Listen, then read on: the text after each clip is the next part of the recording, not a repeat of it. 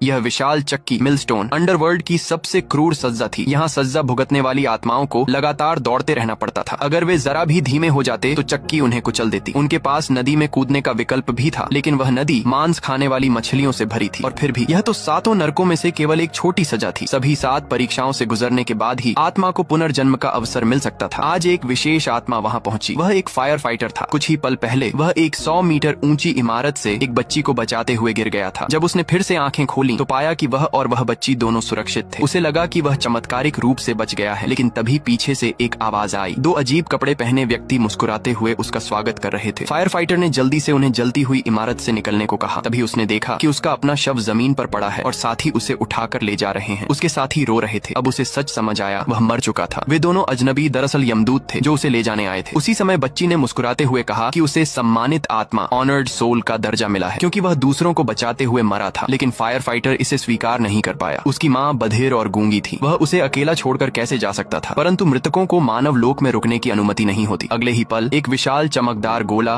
उसे एक दूसरी दुनिया में खींच ले गया। पल भर में वह अंडरवर्ल्ड के द्वार पर पहुंच गया। वहाँ हजारों आत्माएं इकट्ठा थीं जो 7 नरकों के न्याय का इंतजार कर रही थीं। लेकिन चूंकि वह एक सम्मानित आत्मा था, उसे विशेष रूप से प्राथमिकता दी गई। पर सब हैरान रह गए जब उसकी पहली परीक्षा हत्यारों का नरक निकली। लोग चकित थे। यह आदमी जिसने पूरी जिंदगी जाने बचाई, उसे हत्या के लिए कैसे परखा जा सकता है? एक यमदूत ने समझाया, हत्या का मतलब केवल सीधे मारना नहीं, बल्कि अप्रत्यक्ष कारण भी, जैसे किसी की ऐसी बातें या ऑनलाइन बुलिंग जिसकी वजह से कोई आत्महत्या कर ले। अचानक जमीन उसके पैरों के नीचे फट गई। यह था उबलते रक्त का नरक, बॉइलिंग ब्लड हेल, जहाँ हथियारों को अनंत काल तक यातना दी जाती है। वहाँ आत्माएं बाहर निकलने की कोशिश कर रही थीं। फायर फाइटर उन्हें ऊपर खींचने ही वाला था कि तभी एक गड़गड़ाहट भरी आवाज गूंजी। यह नरक का न्यायाधीश था। न्यायाधीश ने फायर फाइटर पर आरोप लगाया कि उसने एक रेस्क्यू मिशन के दौरान अपने साथी की मौत का कारण बना। उसके डर की वजह से साथी पीछे छूट गया। फायर फाइटर, जो पहले से ही अपराध बोध से दबा था, चुप हो गया। कोई सफाई न मिलने पर न्यायाधीश ने उसे 50 साल उबलते रक्त की सजा सुना दी। लेकिन क्या यह सच था? तभी यमदूत ने सच्चाई बताई। उस हादसे में साथी ने ही उससे कहा था